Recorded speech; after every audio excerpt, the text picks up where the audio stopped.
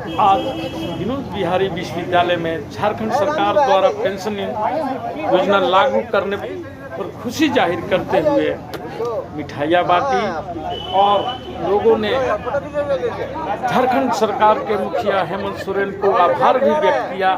आइए हम यहाँ के प्रोफेसरों से बात करते हैं। आज सर आप लोग जो ये मिठाई खिला रहे हैं, किस खुशी में मिठाई खिला रहे हैं? ये झारखंड सरकार जो हम लोग को ओल्ड पेंशन स्कीम दिए हैं, ये बहुत दिन से जो है हम लोग कोर्ट में भी गए हैं, मामला कोर्ट में भी है और हम लोग को जो है दिए हैं ये बुढ़ापे का सहारा जो दिए हैं, इसलिए जो है हम लोग उसी खुशी में जो है हम इसके लिए आभार हैं, मतलब इनके झारखंड सरकार के आभारी हैं। उसके बाद प्लस जो है उनका जीवन भर ऋणी रहेंगे और हम लोग वोट भी जो है झारखंड सरकार को ही करेंगे जो हम लोग को दिए हैं, जो बुढ़ापे का सहारा। आपका नाम? भृगुनंदन सिंह, वित्त पदाधिकारी, विनोद बिहारी महतो कॉलेज विश्वविद्यालय। मैं प्रोफेसर डीके सिंह।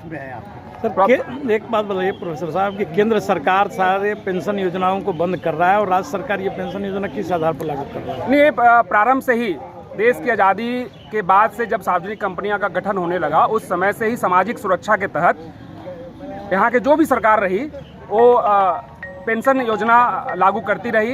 ये बीच में 2004 के बाद सरकार आई थी और एक सरकार आई थी, उनके द्वारा ये बंद किया गया। लेकिन पुनः यहाँ की सरकार, झारखंड की सरकार ने अपनी हिम्मत दिखाते हुए जिस हौसले के साथ एक फिर से लागू किया है, तहे दिल से धन्यवाद करता हूँ मैं। केंद्र सरकार में प्रधानमंत्री जी बोल रहे हैं कि राज्य सरकारें रेवड़ियाँ बांट रही है, तो क्या ये रेवड़ी में नहीं आएगा?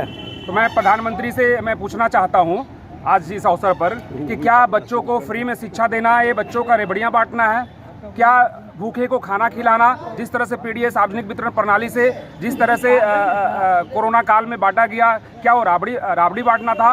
ये किसी भी सरकार का, जो भी एक संवेदनशील सरकार रहेगा, वो सामाजिक सुरक्षा के तहत इस तरह के कदम उठाने पड़ते हैं। आज हम सब अपने भविष्य को लेकर जो चिंतित थे, वो चिंता कहीं ना कहीं दूर हुई है और अपने जो हमारा कर्तव्य है, जो हमारी ड्यूटी थी, कहीं ना कहीं निर्भीक होकर अब अपने ड्यूटी पर तन मन से अब हम लोग काम कर पाएंगे। ये मांग कब से आप लोग कर रहे थे? ये मांग लगातार हम लोग 2008 से जब से हमारी ज्वाइनिंग हुई थी, लगातार हम लोग ये मांग रख रहे थे, लेकिन किसी ने नहीं सुना। एक संवेदनशील सरकार आई और उन्होंने इस बात को सुना और आज लागू किया। निश्चित रूप से बधाई के पात्र है। हम लोग सारे लोग पार्टी के बंधन से, किसी भी संघ के बंधन से ऊपर उठकर इस सरकार को दिल से बधाई करते हैं। एक बात और है, क्या आप कह रहे हैं कि पेंशन देना रेवड़ी है, तो क्या जितने प्रतिनिधि हैं, विधायक हैं, एमएलए हैं, जो भी हो, 2-2 4-4 बार उनका पेंशन मिल रहा है, तो क्या वो भी रेवड़ी में आएगी? वो भी रेवड़ी खा रहे हैं क्या? ये रेवड़ी नहीं है। यह झारखंड सरकार मानवीय पक्ष रखते हुए लोगों के बुढ़ारे की सहारा दिया। ये मानवीय पक्ष कहा जाएगा, न कि रेवड़ी पक्ष कहा जाएगा। केंद्र सरकार सर, केंद्र सरकार में पहले मान लो 2000 में जो सरकार आया, 2001 में अटल जी का, उस समय भी ये पेंशन योजना को बंद किया गया और ये मोदी जी के आने के बाद तो पूरा ही सब बंद किया जा रहा है, सभी जगह बंद किया जा रहा है। फिर ये राज्य सरकार किस आधार पर दे रहा है? ये मानवीय पक्ष को रखते हुए दे रहा है। वो केंद्र सरकार जो वर्तमान में है, वो मानवीय पक्ष को नहीं देख रही है, कल इकोनॉमिक पक्ष को देख रही है। यही दोनों सरकार में अंतर है। ये झारखंड सरकार मानवीय पक्ष देखती है, वो केवल इकोनॉमिक पक्ष देखती है। दोनों में अंतर यही है। आपका नाम? Doctor Krishna Murari, department of philosophy. Shri Ram Chaurasia ji हैं। तो ये बताइए कि जो आज प्रोफेसर लोगों के द्वारा ये खुशी का माहौल देखा जा रहा है और मिठाइयाँ बांटी जा रही है और ये लोगों को पेंशन योजना जो लागू हुआ है, जबकि केंद्र सरकार इसे बंद कर रही है कि नहीं भाई ये मुफ्त की रेवड़ियाँ किसी को नहीं दी जाएगी, इस पर आप क्या कहना चाहेंगे? ये देखिए, ये केंद्र सरकार का ये पक्ष रखना, इसको वेतनभोगी कर्मचारियों को सेवानिवृत्ति के बाद ये उनका जीवन चलाने का एकमात्र सहारा होता है। और ठीक ये जो कह रही रेवड़ियाँ मुफ्त में ना बांटे, तो मैं प्रधानमंत्री से ये पूछना चाहता हूँ कि इनके द्वारा कारपोरेट बड़े बड़े घरानों का जो एनपीए किया जा रहा है, जो इनको क्या नाम है 60 से 70% कम पर सारी सरकारी कंपनियां बेची जा रही हैं, और तो क्या ये रेवड़िया नहीं है? क्या ये जो है तो आपको एक एक सांसद विधायक लोग अगर राज्यसभा में है और वो अगर फिर आगे संसद में आ गए और उसके बाद फिर वो विधायक बन गए तो उनको 3-3 पेंशन मिलना है। तो ये रेवड़िया नहीं है। अगर पेंशन बंद होगी तो सबका कीजिए, अन्यथा सबका चालू होगा, चाहे वो एक चपरासी हो या कोई राष्ट्रपति हो। आजाद साहब ये बताइए कि अभी जो झारखंड सरकार यहाँ के झारखंड के कर्मचारियों को पेंशन योजना लागू किया है, जबकि केंद्र सरकार बोल रहा है कि राज्य सरकारें रेवड़िया बांट रही हैं और कांग्रेस की जहाँ जहाँ सरकार है वहाँ पर सभी कर्मचारियों को पेंशन पर पेंशन देते जा रही है। इस पर आप क्या कहना चाहेंगे? देखिए, जहाँ तक बात है केंद्र सरकार क्या और राज्य सरकार को निर्देश देती है, एक केंद्र सरकार और राज्य सरकार का क्या बीच का क्या मामला है, हम लोग तो जो बीच के जो लोग हैं, समाज के जो लोग हैं, वो लोग अपनी बात कहते हैं।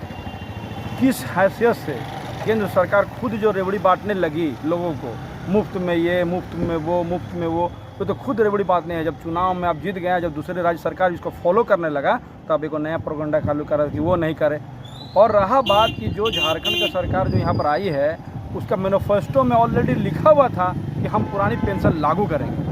अब वही जीत कर जो मुद्दे वो लाए और लोग ने उसको पसंद किया, तो वो आया, वो पूरा कर रहा है। अब इसमें केंद्र सरकार, आपको लग रहा है कि केंद्र सरकार को उसको मदद नहीं करना चाहिए, आप उस मुद्दे पे पैसा मत दीजिए उनको, वो अपना कहाँ किस मत से जुगाड़ करेंगे, ये राज्य सरकार का मामला है। और रहा ये पेंशन जहाँ लागू करने का मामला, ये कर्मचारियों का बहुत पुरानी मांगे थी, वो एक हक की लड़ाई है जिसको बंद कर दिया गया था।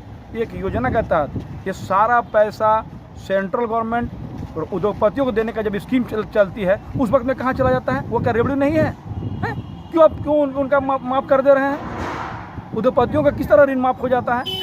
और वही पैसा अगर जनता के बीच में लोगों को मिलता है, जनता के लोगों के बीच बढ़ता है, तो इसमें कलेजा फाड़ के चिल्लाने की आवश्यकता नहीं। जिस तरह से झारखंड की सरकार माननीय हेमंत सोरेन के नेतृत्व में एक संवेदनशीलता दिखाते हुए जैसा साहसिक कदम उठाकर उन्होंने हम लोगों को बुढ़ापे का लाठी का सहारा दिया है, हम सारे शिक्षकगण, न सिर्फ सारे शिक्षकगण बल्कि हमारे परिवार का एक एक सदस्य कृतज्ञ हैं, ऋणी हैं, जीवन भर उनका हम लोग ऋणी रहेंगे। आज पुरानी पेंशन योजना लागू करने के उपलक्ष्य में हम सभी शिक्षकों के बीच खुशी की लहर है और इसी अपने खुशी को शेयर करने के लिए, साझा करने के लिए आज हम अपने परिसर में एकत्रित हुए हैं और इस अवसर पर सारे उल्लासित हैं।